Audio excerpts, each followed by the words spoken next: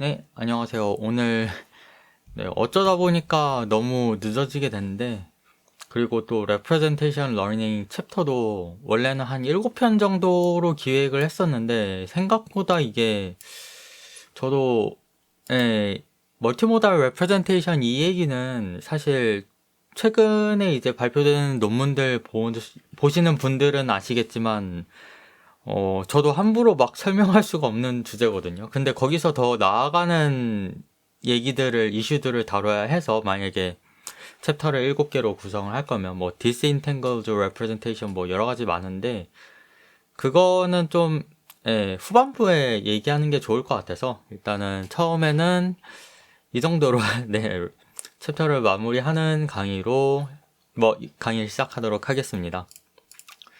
그래서 Unified Spaces를 생각해 볼 수 있겠죠.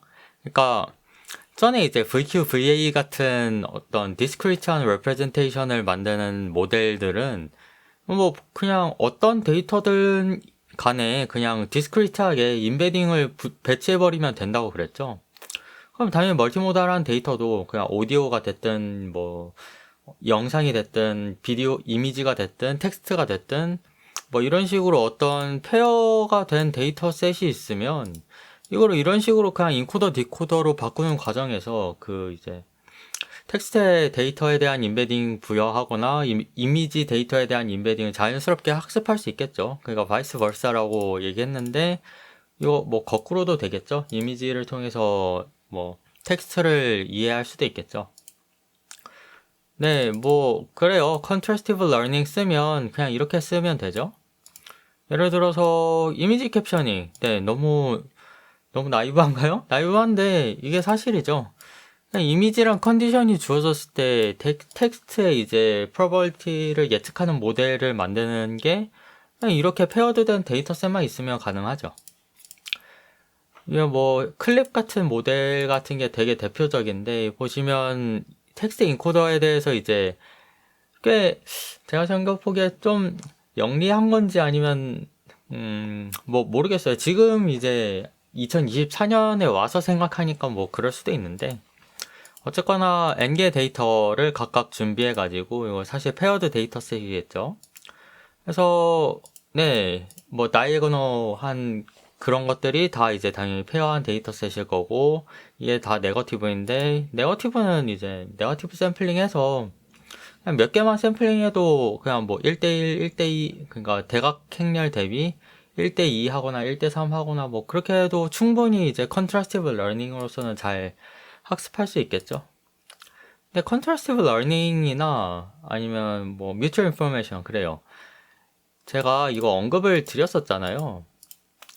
이게 이 페어가 완벽하게 정답이라는 가정을 가져도 사실은 그게 컨트라스티브 러닝이 되면 그 트레이드 오프가 있다고 했죠. 그 유니포미티랑 얼라이먼트랑. 근데 심지어 이거는 거의 클래시피케이션에 가깝잖아요. 그러니까 이거랑 이거의 레프레젠테이션이 거의 동일하다고 봐버리는 거잖아요. 각각의 인코더를 놓고 레프레젠테이션이 동일하다고 보는 거죠. 근데 이렇게 레프레젠테이션이 동일하게 둬버리면 제가 이제 컬랩스 현상이 일어난다 그랬죠. 그러니까 뮤추얼 인포메이션이 극대화되면 사실상 어떤 단어에 대한 그러니까 텍스트에 대한 이런 정보는 이미지로 수렴해버리고 그러면 그냥 이 둘을 같이 학습할 필요 자체가 없어지는 거죠. 원점으로 돌아가 버리는 거죠. 뭐 그래요. 근데 이게 유도를 시켜주는 이제 가이던스 같은 역할을 할 수도 있긴 하고 또 이제 레프레젠테이션 스페이스도 이제 좀 서브 스페이스를 분리하는 방법을 생각해 볼 수 있어요. 그렇게 분리를 해버리면 사실 인베딩을 이제 예를 들어서 잠시만요. 이렇게 죄송합니다. 갈, 갈라가지고 이쪽 부분에는 이제 뭐 이 텍스트 이미지에 해당하는 걸 넣거나 이쪽 부분에는 뭐 텍스트에 해당하는 걸 넣거나 이렇게 할 수 있겠죠. 그렇게 서브 스페이스를 분리하면 이렇게 이런 식으로 인베딩을 분리한다는 생각도 충분히 해볼 수 있죠. 이거는 그렇게 뭐 나이브한 그런 것도 아니고 뭐 잘 작동을 하는 모델 사례들이 되게 많아요, 실제로. 네, 중요한 거는 우리가 생각하는 거는 텍스트 간에 이제 미묘한 차이가 있잖아요. 그러니까 뭐 뉘앙스라던가 아니면 어떤 뭐 캐릭터를 만들고 싶어요. 그래서 키가 170인 사람과 180인 사람을 각각 만들고 싶은데 170인 사람의 어떤 체격이나 이런 걸 다 이해하고 있어야겠죠, 일반적으로. 그리고 180인 사람의 체격이나 뭐 그런 거. 일반적인 그냥 키를 무슨 사진 늘리듯이 그렇게 늘리는 게 아니라 체격 자체가 조금 다를 거잖아요. 그래서 그런 거에 트랜지션이 좀 잘 이루어지는지, 그걸 이제 인터폴레이션이라고 하거든요. 인터폴레이터빌리티, 그러니까 멀티모달 레프레젠테이션, 키가 170이라는 텍스트와 키가 180이라는 텍스트를 그거의 레프레젠테이션을 인터폴레이션 한 거를 완벽하게 이해하느냐. 그러면 키가 175인 사람도 자연스럽게 뭐 학습할 수 있겠죠. 출력할 수 있는 능력이 되겠죠. 그래서 제가 말씀드린 거를 앱스트랙티브한 컨디션에 이제 어떤 셋으로 한번 놓고 보면 이제 죄송합니다. 이런 식으로 어떤 키라는 하나의 컨디션에 대해서 스무스한 트랜지션을 이제 기대해 볼 수 있겠죠. 잘 만들어진 멀티모달 레프레젠테이션을 학습한 모델이라면. 이거는, 그 최신 논문 중에 하나 따온 건데, 나중에 레퍼런스 올리겠습니다. 근데 이거는 뭐 말이 안 된다고 할 수 있겠지만, 근데 되게 중요해요. 이런 식으로 어떤 트랜지션이 잘 되는지, 이게 인터폴레이션이 잘 되는지, 이제 그거를 이제 당연히 이제 제가 말씀드린 거 레프레젠테이션이 그거를 익혀야 되니까, 그의 레프레젠테이션의 성능 척도로 두기 아주 좋은 거거든요. 근데 이게 좀 생각을 해보면 사실 엄청나게 말이 안 된다기보다 엄청 어렵거든요. 자, 유니모달에만 한정을 둘게요. 그러니까 얼라이너라는 논문 이제 뉴립스 이번 달에 2014년 12월 기준 이번 달에 이제 컨퍼런스 발표된 논문입니다. 근데 여기서도 올해 나온 오럴 페이퍼 논문에서도 이 인터폴레이션이 텍스트에서도 아주 어렵다는 거를 지적해서 그걸 회피하는 식으로 방법을 제안했어요. 그게 오럴 페이퍼에 됐습니다. 자, 그러면 이 텍스트 레프레젠테이션을 인터폴레이션 한다는 게 얼마나 어려운지를 나타내는 거죠. 이 Y 지금 O랑 YC라고 돼 있는데 이거는 이제 텍스트 데이터 스페이스, 실제 데이터 스페이스 상에서 발생 확률을 이제 얘기하는 거예요. 근데 이렇게 코렉트한 걸로 직접 매핑을 한다는 게 글쎄요, 말은 될 수 있지만 너무너무 어렵잖아요. 그래서 시멘틱 스페이스란 걸로 약간 회피를 할 수도 있거든요. 아니면 아예 다른 모델이 이렇게 여기를 출력하도록 두던가. 그렇게 해서 회피하는 건데, 근데 멀티모달 레프레젠테이션 스페이스에서 인터폴레이션이라는 건 이걸 의미해요. 그러니까 방금 제가 새랑 골드피쉬, 금붕어 얘기를 했죠. 자, 텍스트 레프레젠테이션 서브스페이스를 이해해야 돼요. 얘랑 얘를 잘 찍어야 돼요. 얘로부터 이미지 레프레젠테이션 서브스페이스도 잘 찍어야 돼요. 그쵸? 이거는 심지어 멀티모달 레프레젠테이션 스페이스 이게 통합된 공간이 아니라 분리된 공간이라는 좀 더 쉽게 학습할 수 있는 그게 아이디어한지는 아닌지는 모르겠지만 그렇게 놔도 여기에서 이렇게 인터폴레이션이 되는 거를 트랜지션이 되는 거를 기대를 해야 돼요. 이거는 그러니까 제가 방금 말씀드렸듯이 여기서도 텍스트로만 한정해도 엄청나게 어렵다고 했는데 이거를 심지어 이미지 스페이스로 매핑을 할 수 있고 심지어 이미지 실제 데이터로도 매핑을 해야 돼요. 이건 말이 안 되죠. 여기서 그리고 생성이 나오는데 좋아요. 그러면 아예 원점으로 다시 돌아가서 다시 생각을 해봅시다. 랭귀지 모델링 같은 거 생각을 해보면 어떤 여태까지 나왔던 데이터에 대해서 컨디션이 주어졌을 때 다음 나올 텍스트를 예측하는 게 이제 커저 랭귀지 모델링이라고도 하고 오토 레그레시브 랭귀지 모델링이라고도 하고 여러 가지 부르는 그건 많은데 그러면 이거를 인베딩에도 적용할 수 있으면 당연히 그 어떠한 거라도 적용할 수 있고 심지어 이제 피처, 레프레젠테이션으로도 적용할 수 있겠죠.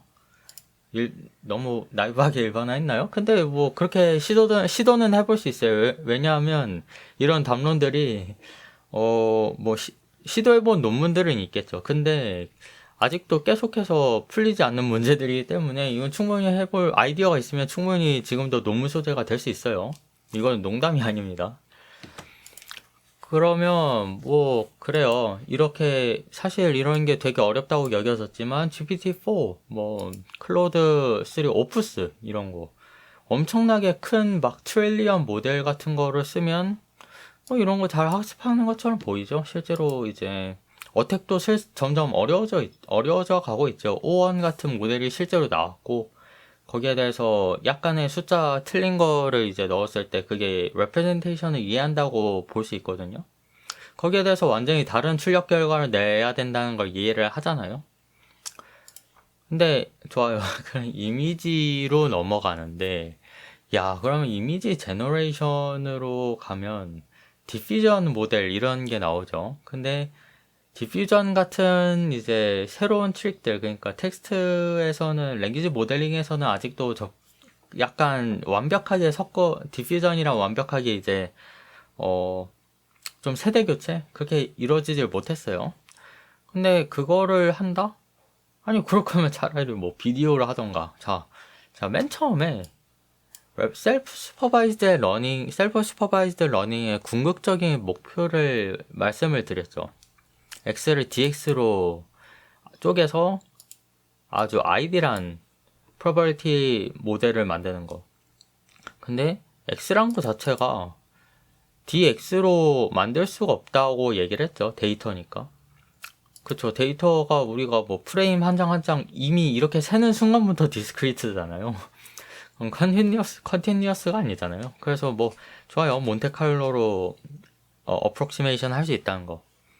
근데 아니 그렇게 이미지 제너레이션 뭐 비디오 제너레이션 이렇게 넘어갈 거면 그냥 이런 식으로 아예 애초에 어썸션을 오브젝티브를 이렇게 둬버릴 수도 있잖아요.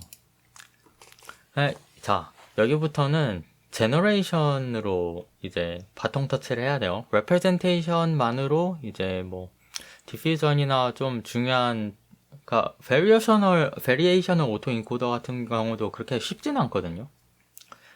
솔직히 말하면 그렇게 쉽지도 않고 겐 같은 거는 저는 일단은 다음 챕터에서는 이제 제너레이션에 대해서 이제 다룰 건데 뭐 맥락상 그렇죠.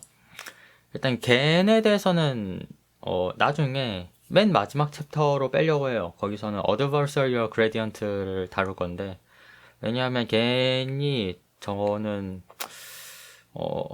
그러니까 프로버티 모델을 학습하는 모델로 뭔가 쓰기가 어려운 것 같아요. 그 어려운 점도 있고 설명 불가능한 것들이 되게 많아가지고 일단 adversarial gradient의 특성을 먼저 짚고 넘어간 다음에 얘기할 거고 다음 시간은 그래서 아마 VA로 시작을 할 것 같아요. Variational Autoencoder. 왜 Variational 메소드가 왜 나왔는지 Reparameterization 트릭이었나? 그런 메소드 그런 것도 있었죠. 그런 게 괜히 나온 게 아니에요. 다 너무 제너레이션이 엄청나게 어려우니까 나온 건데 그런 얘기들로 시작해서 다음에 아무래도 챕터가 바뀌니까 아마 준비 시간도 좀 걸릴 텐데 그래도 이번에 한 달 만에 한 것보단 좀 최대한 노력해서 빨리 해보겠습니다. 네. 뭐 궁금한 점이 있으면 댓글 남겨주시거나 메일 주시고 오늘도 봐주셔서 감사합니다.